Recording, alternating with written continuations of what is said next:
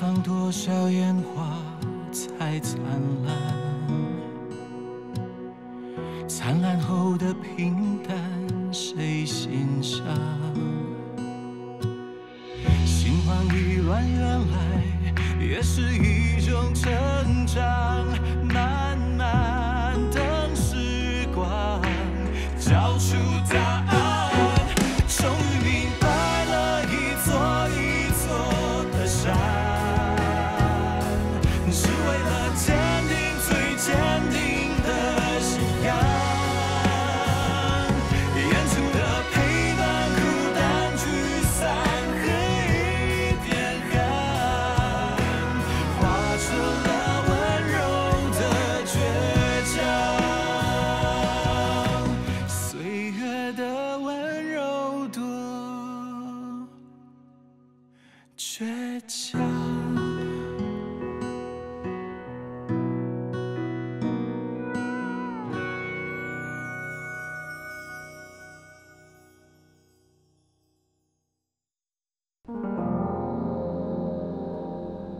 我们被骗了，全部都是假的。只有1颗是真砖，其他3颗是末上石。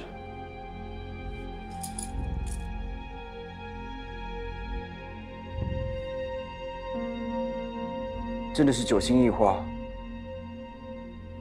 末商石都是这种卡丁的。那证书呢？难道证书也是假的吗？证书是真的。怎么会这样？老赖为什么要骗我们啊？说不定安哥拉也是被骗呢，可能他也不知道有末上石在里面。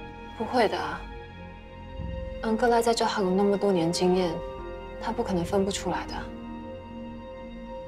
他是不是故意拿来骗我们的？张叔，那时为什么你不要每一颗都检查啊？我怎么知道他会这样对我们呢？当时你也说老赖是熟客，不会有问题的。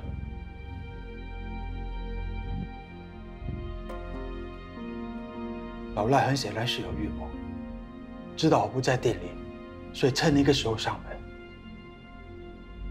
报警吧。不能报警，报警的话，老赖可要坐牢的。他这个是欺诈行为，是犯法的。他一向来很讲信用，这次肯定是逼不得已，走投无路。那也不应该拿响当当来开刀啊！对啊，他分明是利用我们对他的信任，他知道你不会怀疑他啊。我相信老赖的人格，这一次就当做我帮老赖做了一件好事。你整天就知道帮人，那谁来帮我们？我们店里的情况已经很糟糕了。好了，这件事我会想办法的，你就不用操心了。你说不管就不管。阿哥，阿哥，以诚，哥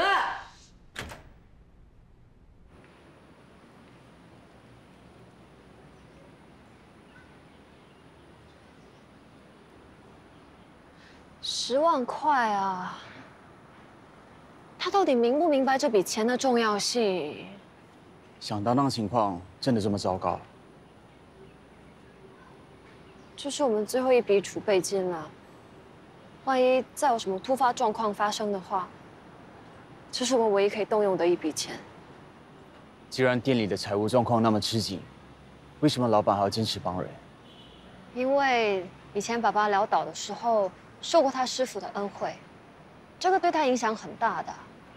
他的师傅常常跟他说：“得人恩果千年记，得人花带万年香。”所以他到今天还一直秉持着他老人家帮人的精神。不过算了吧，他的个性我又不是不清楚，没有人可以劝得动他的。哎，哥，我煮了你爱喝的绿豆汤。哎，哥，来，哥，先喝碗绿豆汤嘛。这次不是普通的火，没有那么容易灭的。幸好你遇上大圣爷我有芭蕉伞。来，喂，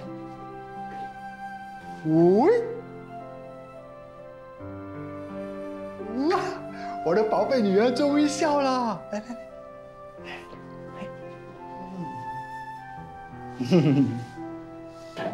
每次都用这招，你骗3岁小孩子还差不多。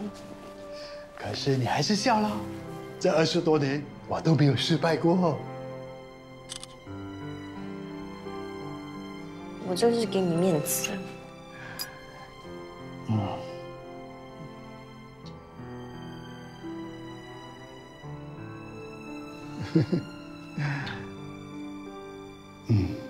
哥，对不起啊，我知道我今天说话的语气是重了点。可是老赖以前他有帮过我，这次就当做还个人情给他。可是这次你的人情也太大了吧？我知道你是担心下个月的薪水，还有银行贷款的事。这样吧，把老赖那颗真的钻石给卖掉，暂时可以解决问题。你都会说暂时了，可以维持多久啊？爸，其实我今天呢有见过房屋经纪，他告诉我，我们这间房子在市场上可以卖60到80万。你想卖房子？那我在想，就我们2个人嘛，出去租房子也是可以的。不行，这间房子是我唯一可以留给你的东西，不能卖。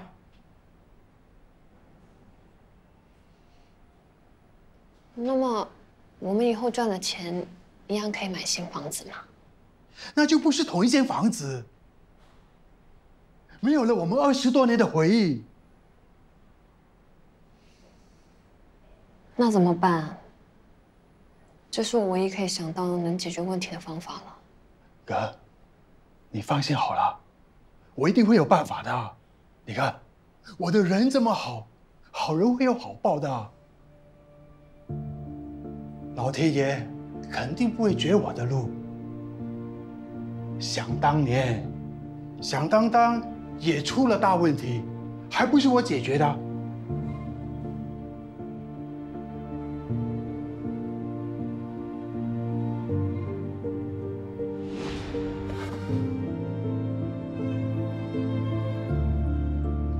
这个手镯不是我的，我的手镯这里都没有裂纹。张叔，你看一下。不过这个单确实是你的啊。怎么了？林小姐说手镯不是她的。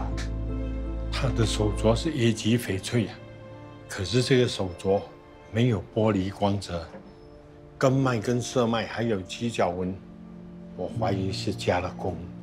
这2天除了你们2个，还有谁进过库房？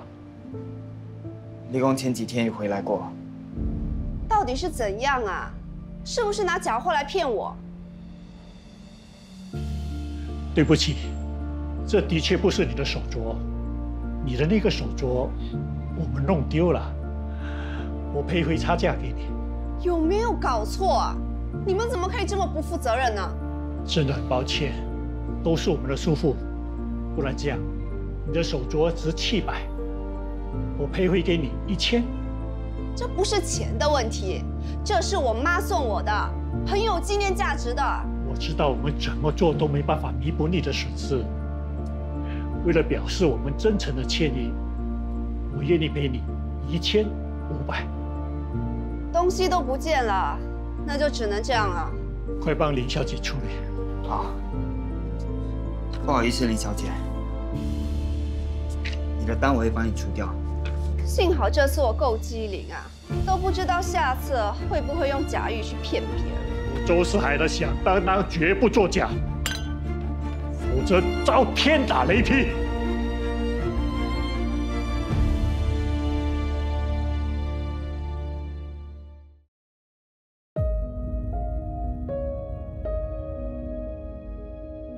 你是想害死响当当吗？要不是你不借钱，我也不会走投无路。你之前投资的缅甸币失败了，现在就搞什么南非钻石，你的野心太大了。富贵险中求，只有肯冒险投资，才能赚大钱。你对这个行业根本就不了解，贸贸然的投资，这风险太高了。我们是一间小小的当铺，承担不起这么大的风险。你就是太保守了，整天守着一间小当铺，赚来那一点利息，能有什么出息？我跟你说过多少次了，你别整天想一步登天，做事情要有恒心，要有耐心。所谓宝剑锋除磨砺出，梅花香自古而来。又是那一句，反正你就是不相信我，我一定会证明给你看，我是有能力的。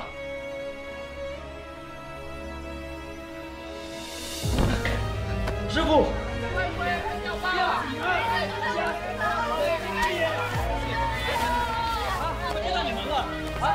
不要急，放心，我快见到你了。等一下拿到东西的时候，记得检查清楚啊！大家放心，我会把大家的东西原封不动、完完整整的归还，绝不作假。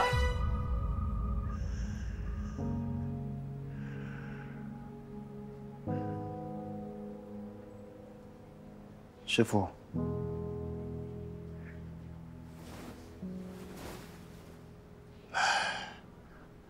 当铺的生意，当铺的事，你交给我跟张叔，你就要好好休养，别担心。哎呀，当铺的事，老张都告诉我了。其实没那么糟糕，只要有人肯借钱给我们，响当当还是可以经营下去。你不用安慰我了，响当当。这些年来，也帮助了不少人，我已无悔了。师傅，只要我还在，我一定会守住响当当。怎么样？有借到钱吗？找了几个同行，都被拒绝了。哎呀，那怎么办呢？我们还有贷款要还呢。半年的储备金也快见底了，再这样下去啊，当铺肯定要关门了。怎么来找我？你不是在找钱吗？去了这么多金店借钱，为什么没想过来我的金店呢？如果你是来看笑话的，是我不奉陪。你不把我当朋友，并不代表我们是敌人。对我来说，能用钱来解决的，永远不是问题。我自己的事，我会自己解决。去了这么多地方借钱，借不借到，你心里应该有数吧？难道你真的想看响当当倒闭吗？我能帮你，可是我有一个条件。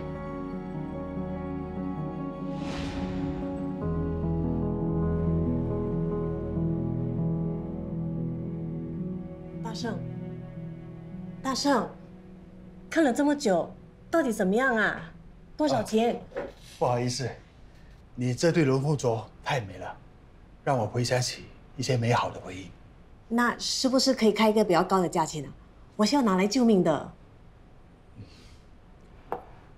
那就8000吧。8000？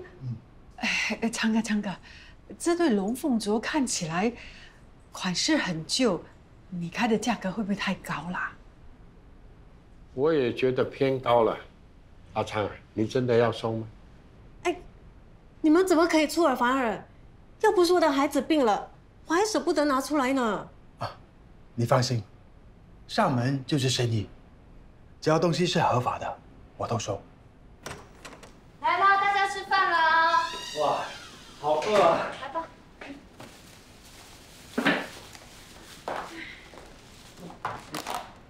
都是菜，怎么吃得饱啊？你昨天不是去朋友家吃烤肉吗？今天多吃一点菜排毒，年纪轻轻不要吃出一身病。你就好了，要离开了，不用吃这种饭菜了。我觉得很营养啊，蔬菜有纤维，鸡蛋有蛋白质。是啊。不如我们帮扑克脸举办一个鉴别宴吧。下个星期的公共假期，我请大家吃好料。好啊，老板，我要吃。你是恶鬼投胎啊？啊，讲到吃，口水吃。哎呀，梅姐，能吃是福吗？可是，老板，你还有钱吗？哎呀，吃饭皇帝大，饭还是要吃的。不如我请吧。哎，不行，都说要帮你鉴别了，当然是我请啊。这点钱我还负担得起。老板，那我们吃什么好料啊？哎，当然是新加坡最好的餐厅，米其林级的。大大，你平时工作已经很耗眼力了，不要一回来就对着电脑。喝蓝莓可以补一补你的眼睛。我等一下再喝。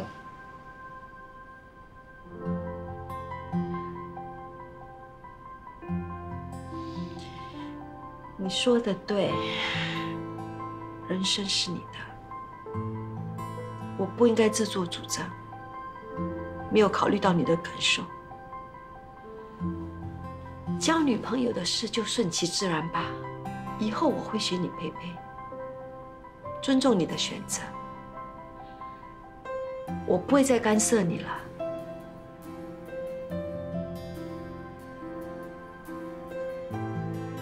妹妹，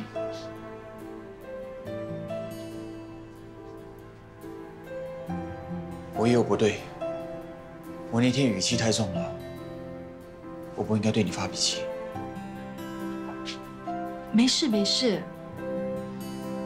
我知道你的工作很忙，不过工作归工作，你也要懂得放轻松。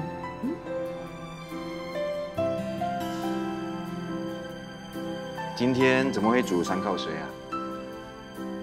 大大喜欢啊，也算是庆祝他终于回到圆满档了。对了，在响当当的这2个月半内，陈火昌有教了你什么吗？在鉴定物品方面，老板算是相当准确的，可是他懂的东西我都知道了。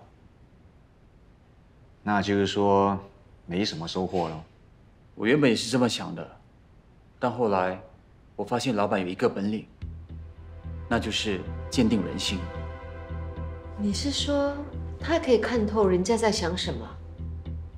哇，他有透视眼吗？他是经常说自己有火眼金睛，但其实他是通过察言观色，还有跟对方的接触互动来推断一个人的背景和为人。哇，这么厉害啊！他就是利用这个方法决定来当店的顾客是不是值得帮忙，觉得值得的，他就可以把价钱抬高，希望能够帮到他们解决问题。陈老板还有侠义的心肠啊！是啊，我也是第一次遇见像他这样帮人这么尽心尽力、全心全意的。他看人真的这么准，就不会被熟人偷龙转凤。你是说钻石的事吗？你怎么知道？我也是听业界里的人传的，说响当当判断错误，钻石被人调包成末商石。响当当的经济状况本来就差强人意，现在更是雪上加霜。那现在正是买下响当当的大好时机。我们一定要买下响当当吗？反正大家经营的方向、规模和客户群都不同，我觉得大家可以各做各的，百花齐放。你一向来不是很理智的吗？怎么才2个月半就失去判断能力了？陈火昌那个人最厉害就是收买人心，你别感情用事，被他影响。你认识老板？你之前有跟他接触过？我也是听朋友说的。我那个朋友之前跟他一起做事，结果被他出卖了。怎么出卖啊？那是别人的私事，我不想多说。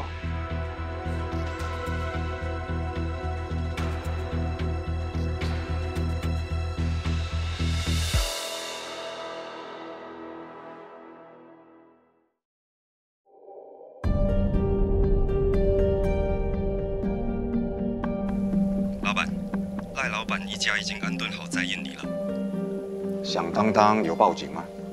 没有。那你把剩下的10万块转给他，就这样。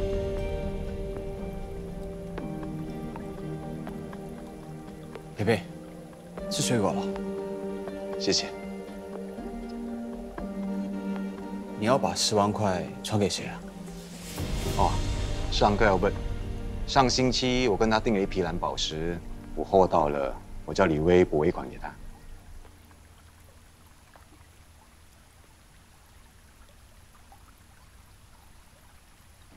哇，看到吗？全都是好料。老板，这就是你说的米其林啊？是啊，你看，我们有米，哎，你看，这是什么？这是枸杞，哎，还有在上面呢淋上一点汤，这不叫做米其林了吗？这样都可以啊！来，扑克脸，你是今天的主角，这第一碗你一定要尝尝，哎，还给你吃大虾，来。它不是海鲜的，不要浪费。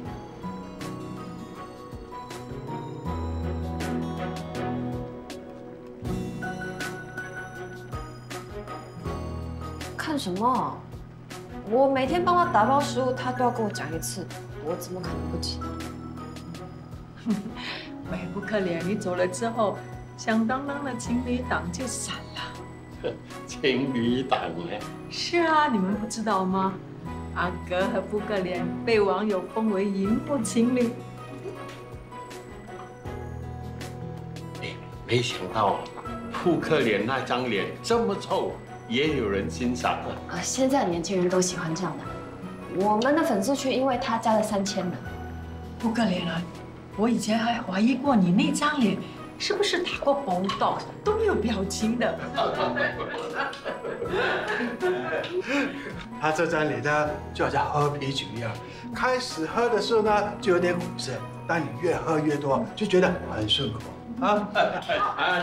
酒来了！因为你喝醉了嘛，看谁会上去。好，那我们今天无醉不归，就变成玄冰。来，老板，我不喝酒的。你是不是男人不喝酒的？还是不赏脸？有的喝就喝，有的吃就吃，吃完这一餐呐，都不知道有没有下一餐。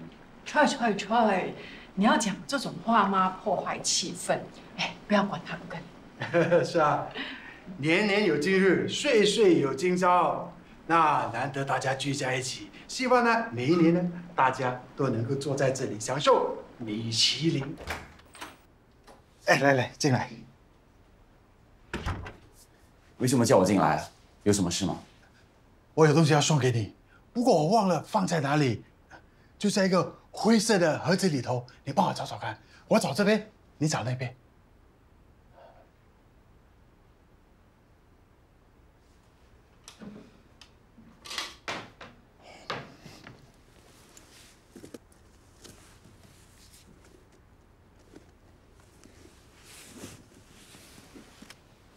老板，是不是这个？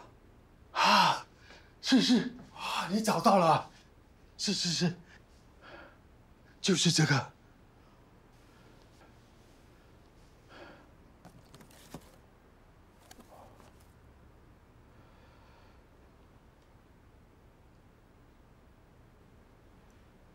这只小熊对你很重要吗？这只小熊，它背后有一个故事。什么故事？每次我见到这只小熊，我的良心就会提醒我，做人要有怜悯之心。发生了什么事吗？当年有一个赌徒来响当当当东西，我知道，如果借他钱，他会越赌越大，于是我拒绝了他。可是没想到，他被人追债，讨债的人放火烧了他的家，他逃了出来。可是他的儿子却被活活烧死。那个小男孩是我害的，那年他才4岁。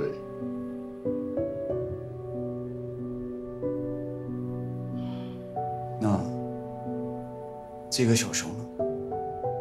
这只小熊，就是这个小男孩唯一留给我的东西。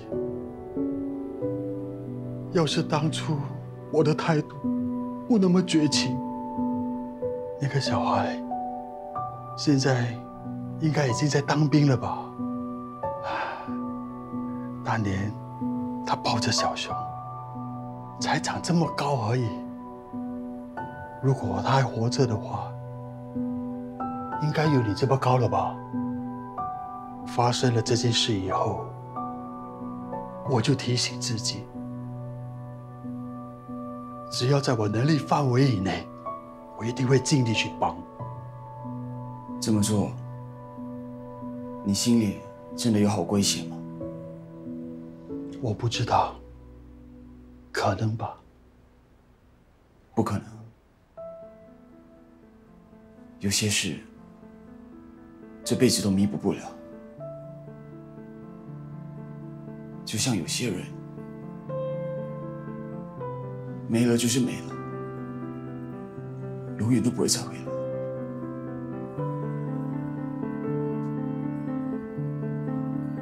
你是说你弟弟？来，吃一点，不然你没有力气。我要吃报告。可是妹妹说不能吃。我要吃报告。报告，外婆爸给我的利息。那年，妮蕾因为动了手术，什么都吃不下，只想吃快餐。为了让她开心，我瞒着妹妹去买。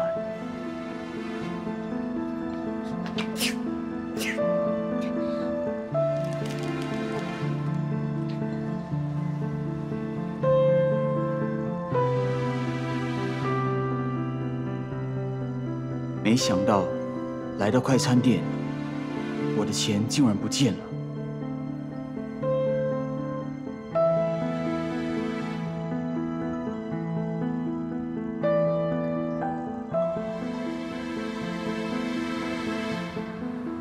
当时我很茫然，不知不觉就来到了响当当。我把臭臭典当后，买了快餐，就马上赶回医院。妮蕾一看到快餐，真的很开心，胃口大开。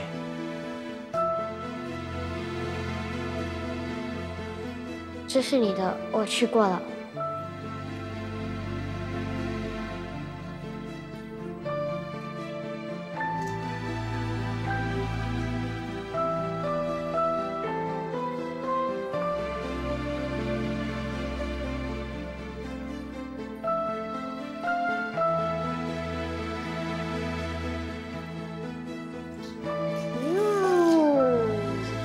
我们比赛看谁最快，好吗？好，来，1、2、3，好，1、2、3，1、2、3，1、2、3，哦，你输。没想到，妮蕾，你没事吧？妮蕾在吃完之后，妮蕾，你怎么了？身体越来越不舒服。妮蕾，妮蕾，你没事吧？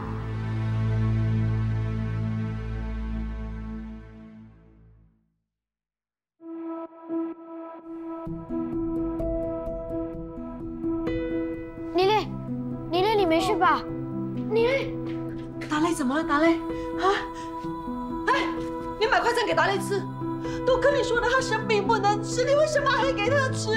你想害死他是不是？达雷，达雷，你不要想妹妹啊，达雷。妮蕾，妮蕾，你醒醒啊！医生，医生，医生，我治过。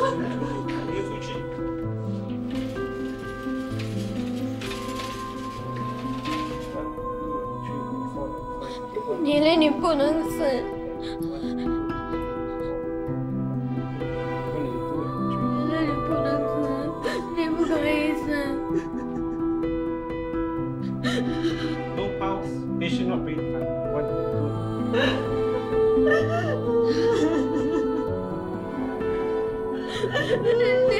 不可以吃，你不可以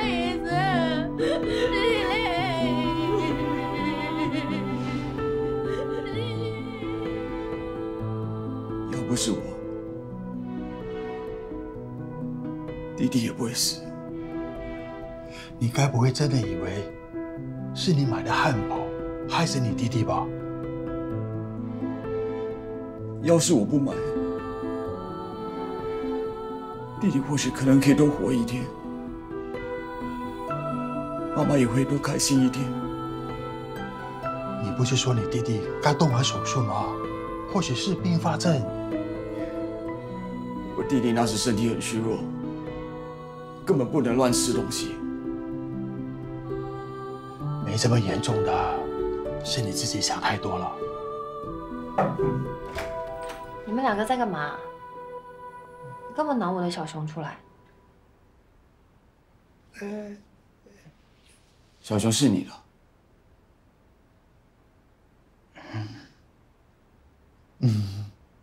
原来是你编出来的。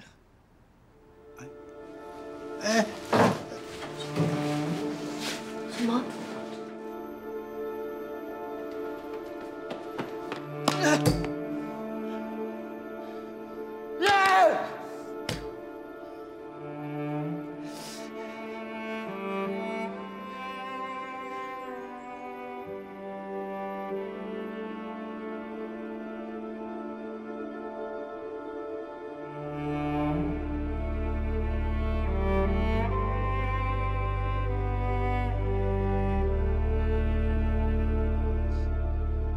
你累，阿公，打别骂你，阿公，打别骂你。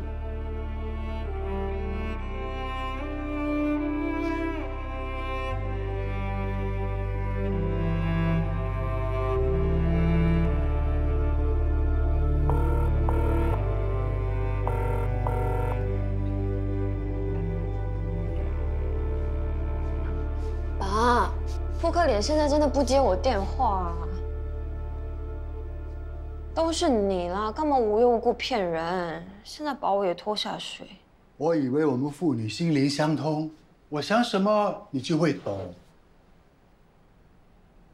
那你跟我说我现在在想什么？你心里在骂脏话？不好笑。他这次是真的生气了，连我问他直播的事情，他都不回我。爸，你说他会不会心里受到什么创伤，然后一时想不开，做什么傻事吧？我有没有看错？第一次看到阿哥为了扑克脸这么紧张。你以前不是喜欢跟他抬杠的吗？嗯？不要告诉我你喜欢上他。你才喜欢上他呢！我还不是担心你就这样害死一个大好青年，然后后悔一辈子。总之这件事情是你搞出来的，你要负责任啊！解铃还须系铃人。什么意思？爸，什么意思？你是不是有办法？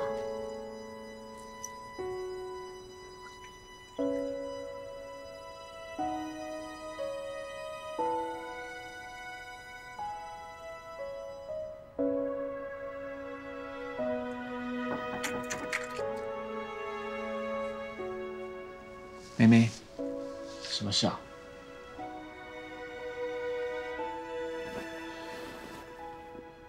陈老板找过我，他为什么找你？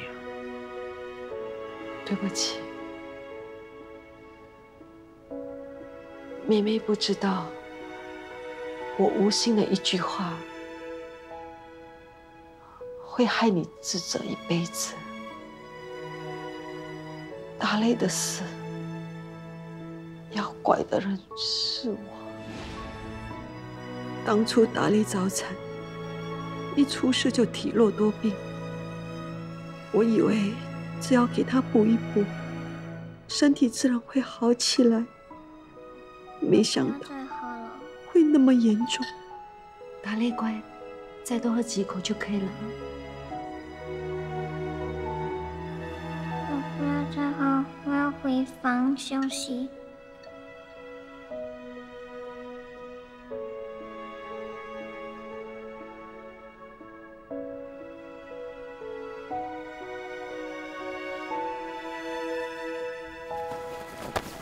达雷，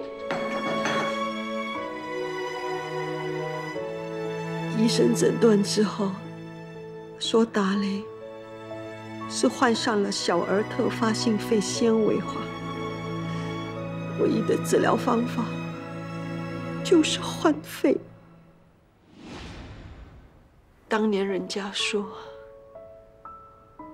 洗肾是小气的，孕妇是不能去洗验。可是我在家里真的是很闷，不顾大家的劝告，去喝了我朋友的喜酒，结果我害了达雷早产，身体发育不健全，才会得到这种病。是我不听话，给你雷乱吃东西。关你的事。医生说，是他的心肺在手术之后产生排斥，出现并发症。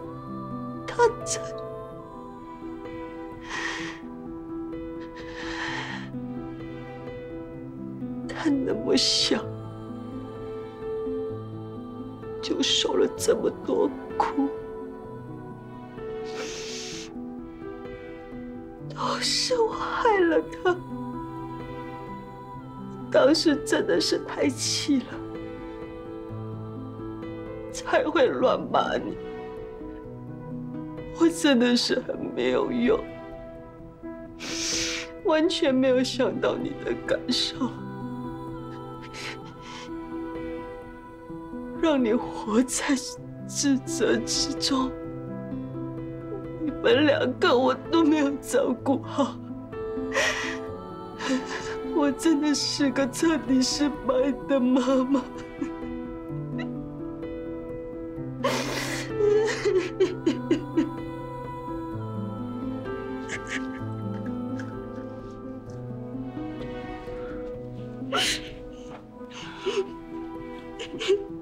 不是的，你是个好妈妈，李雷跟我都是这么认为的。我才是个不孝子。李雷不在之后，我不知道如何面对你，只想着不让自己的心里难受，却没真正了解你心里的痛。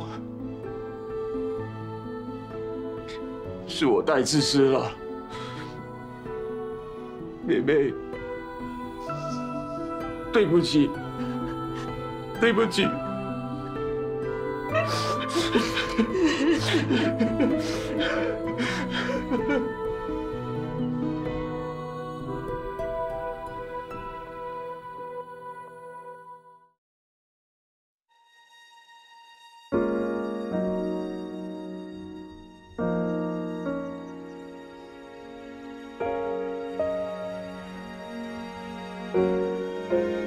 人们认为亲人是自己最亲近的人，往往以为已经很了解彼此，所以从没好好去理解对方真正的想法。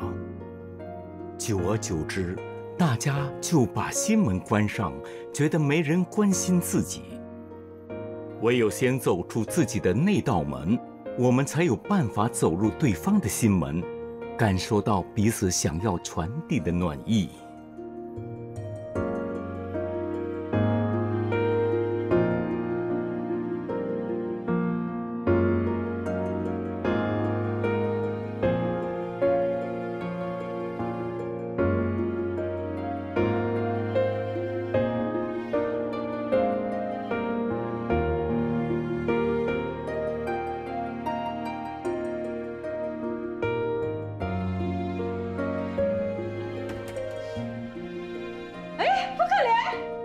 你怎么来了？是来找以诚吗？我来找老板，他在吗？他在储藏室。我去找他。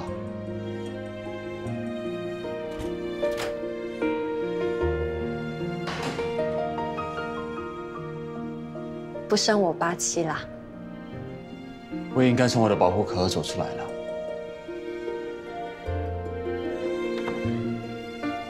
哎，你怎么会来？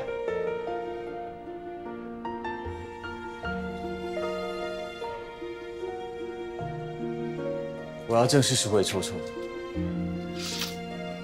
这是这24年的利息，谢谢你帮我保管这么久。有些回忆忘不掉，你就好好带着它往前走，不管它是悲伤还是快乐的，永远都是专属你和你弟弟的，永远都会活在你这里。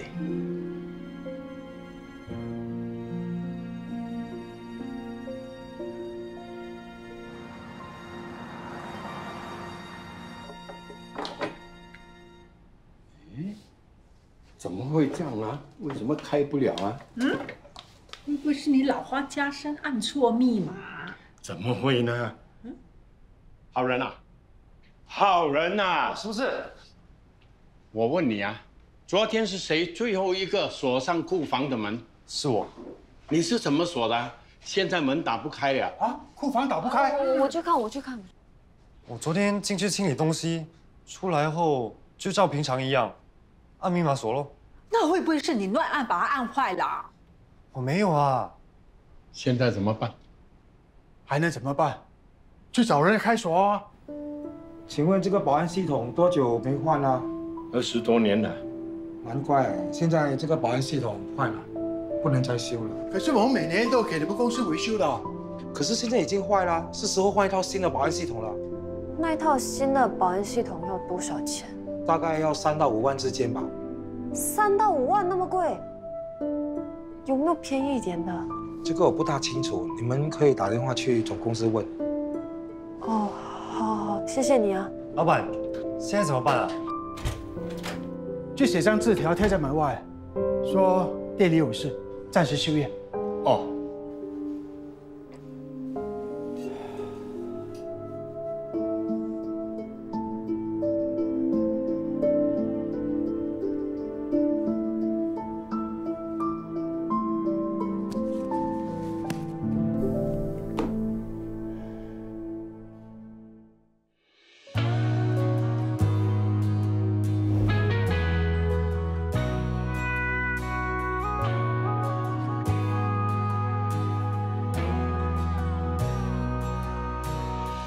绽放多少烟花才灿烂？